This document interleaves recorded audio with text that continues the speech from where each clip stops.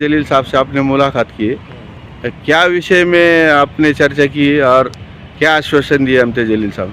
विलंब दंडासंदर्भात चर्चा केली. हा जो विलंब दंड पासिंगला लावला आहे 50 रुपये प्रति दिवस, तो दंड लावू नये त्यासाठी आमचा प्रयत्न होता आणि ते खासदार साहेबांनी ॲक्सेप्ट केलं की ही छोटी गाडी आहे, यांनी सरसकट दंड लावला, मोठी आणि छोटी. हा जो दंड यांनी लावला तो हा चुकीचा आहे.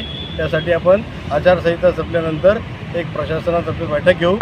त्यात रिक्षा संघटना आणि टॅक्सी संघटना यांचाही घेऊ आणि सगळ्या संघटनांचं घेऊन त्याच्यामध्ये करू. आणि महाराष्ट्राच्या संपूर्ण महाराष्ट्राच्या रिक्षा युनियनची एक बैठक औरंगाबादला लावण्याचा तुम्ही प्रयत्न करा. मी ते पूर्ण सहकार्य करतो आणि ती बैठक लावू असं साहेबांनी वचन दिलं. याच्या अगोदर आंदोलनं झाले रिक्षा संघटनेचे, हो, काय निष्पन्न झालं आंदोलनामधून तुम्हाला? हे आंदोलन वेगळ्या कारणासाठी झाली होती. आता जो कारण आहे हे कठीण कारण आहे आणि हे कोर्टाचा आदेश आहे की दंड लावा. आणि दंड लावा म्हणजे सगळ्यांना विलंब शुल्क म्हणून हे प्रति दिवस 50 रुपये हे चुकीचं आहे. रिक्षा हे छोटं साधन आहे आणि छोटी कमाई असते. फक्त शहरापुरतं मर्यादित आहे रिक्षाचा व्यवसाय आणि ट्रकचा व्यवसाय याच्यामध्ये खूप फरक आहे. आणि ह्यांनी ट्रक आणि रिक्षा त्यांना सगळ्यांनाच एका प्रकारे धरलं. हा चुकीचं आहे असं आमचं मत होतं. वरिष्ठासोबत तुमची चर्चा झालेली आहे. इम्तियाज जलील साहेबांनी आणि आरटीओने काय आश्वासन दिले तुम्हाला? आरटीओ साहेबांनी सांगितलं की माझ्या हातात देत नसलं तरी तुम्ही खासदार साहेबांशी संपर्क करा आणि केंद्रीय मंत्र्यांना आपण पत्र द्या तुम्ही पण, आणि आम्ही त्या पत्राला आम्ही पण फॉलोअप करू. त्याचा पुढं आम्ही पण फॉलोअप करू देता आणि त्याच्यामुळे तुमचा निर्णय काय होईल ते घेऊ आपण. 35,000 रिक्षा आहे औरंगाबाद शहरामध्ये. संघटनेचा काय भूमिका राहणार आहे याच्यात? नाही, आमचं म्हणणं आहे की आता 10 ते 15,000 रिक्षा चालक अडचणी झाल्या. आता 35,000पैकी 15 ते 20,000 रिक्षा चालक अडचणी झाले. आणि त्याची अडचण अशी आहे की इन्शुरन्सचे पैसे खूप वाढतात. आमचं तेच म्हणणं होतं की महामंडळ झालं तर आम्हाला इन्शुरन्स महामंडळाकडनं मिळेल किंवा त्याच्यात सवलत मिळेल. तर ते महामंडळ नुसतं डिक्लेअर झालेलं आहे, ते महामंडळ अजून कार्यान्वित झालेलं नाही. ते महामंडळ कार्यान्वित व्हावं अशी आमची अपेक्षा आहे. महामंडळ लवकर कार्यान्वित झालं तर आम्हाला इन्शुरन्समध्ये सवलत मिळेल. इन्शुरन्सचे पैसे कमी होतील तर रिक्षा चालक ऑटोमॅटिक पास करून घेईल. महाविकास युतीची सरकार आहे, शिंदे साहेब मुख्यमंत्री आहे. हो, तुमच्याकडून संघटनेकडून काही पाठपुरावावरती केले गेले? आता सुरू झालं म्हणून अजून पाठपुरावा त्याचा केला नाही. आचारसंहितेनंतर आम्ही पाठपुरावा करणार आहोत. पुढची भूमिका काय असणार संघटनेची? आमचं म्हणणं आहे की आम्हाला दंड लावायचा तर दंड तुम्ही महिन्याला लावा. महिन्याला 50 रुपये तुम्ही जर लावले तर ते आम्ही ॲक्सेप्ट करू. तुम्ही डायरेक्ट प्रति दिवस 50 रुपये हे आम्हाला भरता येणार नाही, अडचणीचं आहे ते. दादा काय सांगणार? आता तुम्ही इम्तियाज जलील साहेबाला खासदार साहेबाला भेटले, जे विषय मांडलेला आहे तुम्ही त्यांच्याकडं, काय मार्ग निघाला त्याच्यातून, काय आश्वासनं भेटलं तुम्हाला? आज या ठिकाणी आम्ही कलेक्टर ऑफिसमध्ये व तसेच विद्यमान खासदार इम्तियाज जलील यांची भेट घेतली. त्याचं कारण असं आहे की जे शासनाने हायकोर्टाने जो GR काढलेला आहे तो रिक्षावाल्याला 50 रुपये प्रतिदिन दंड लागणार आहे. परंतु आम्हाला असं म्हणायचं की ज्या रिक्षा चालकाची जी 400, 300, 500च्या वर कमाई नाही तर ते प्रति दिवस 50 रुपये रोज कसा भरणार असं.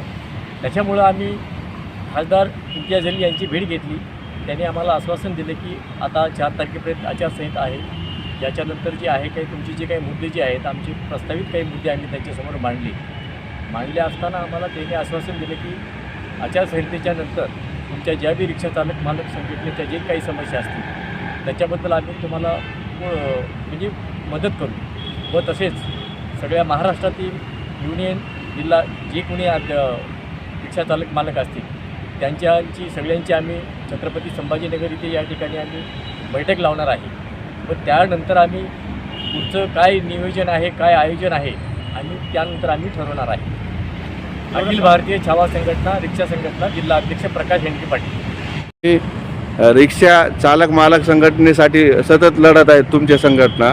काय आता नवीनच नियम आलेला आहे, ते नियमानुसार तुम्ही आता संसद साहेबाला भेटले इम्तियाज जलीलला, काय तर आश्वासन दिले नेमकं आणि संघटना त्याच्यावर काय काम करणार आहे?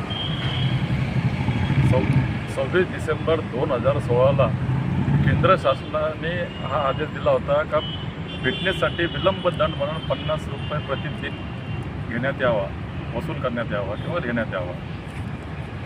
2017 नोव्हेंबरमध्ये 2017मध्ये मुंबई बस सेवा संघटना त्यांनी या कोर्टामध्ये आव्हान दिलं आणि कोर्टाने त्यावेळेला हायकोर्टाने स्टे दिला होता.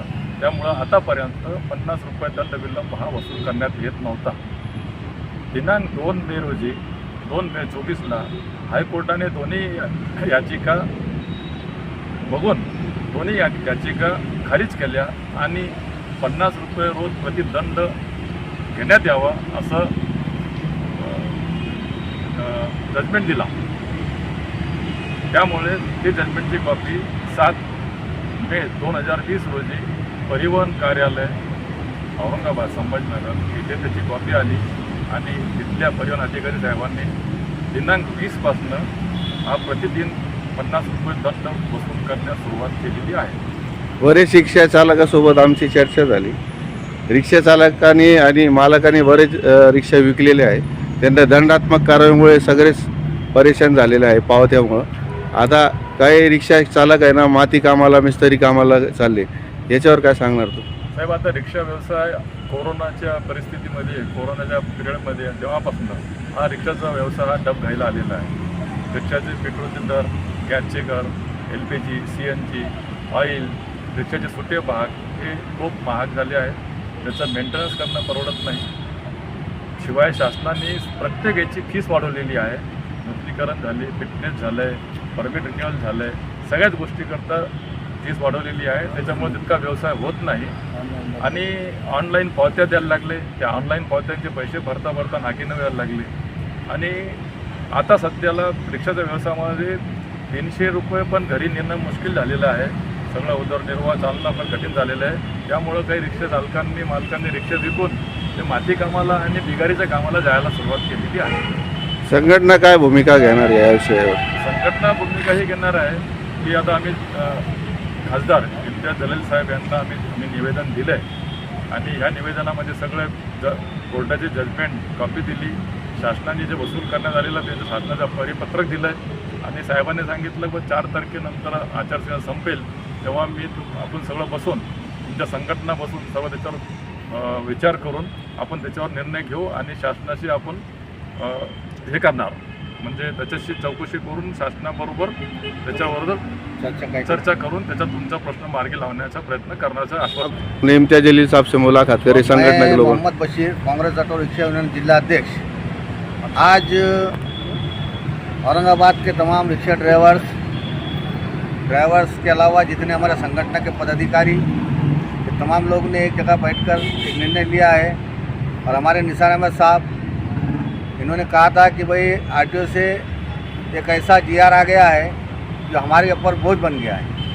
तो इस सिलसिले में एक हमारी चर्चा होने के बाद निसार ने कहा कि भाई ये जो केंद्र सरकार की तरफ से हाई कोर्ट में आया और हाई कोर्ट ने जजमेंट दिया, अब हाई कोर्ट के लिए तो हम इतना लड़ नहीं सकते.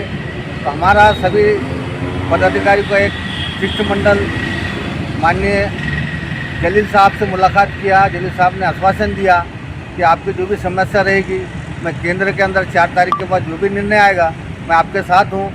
आपकी जो भी परेशानियाँ रहेगी, आपकी जो भी रहेगी, मैं अपने लेटर के माध्यम से अपने उनकी जो उसकी तरफ से मंत्रालय की तरफ से जो भी होगा मैं आपको एक मेरी तरफ से जितना भी कुछ होगा मैं आपके साथ हूँ. तो हमारा ये बोलना है कि भाई शासन प्रशासन बार बार एक संगठन को एक रक्षा ड्राइवर को जिसकी आमदनी अगर आप देखा चाहे तो पर डे 700 रुपये 500 रुपये आता है, उसके अंदर क्या व्यवसाय करेगा, क्या अपना RTO का वो बिल भरेगा. अब एक इतना बोझ लगा दिया गया कि पर डे अभी किसी कारण की वजह से बीच में लॉकडाउन गया, लॉकडाउन के बाद बहुत से लोग एक्सपायर हो गए, उनकी गाड़ी आज तक क्लियर नहीं.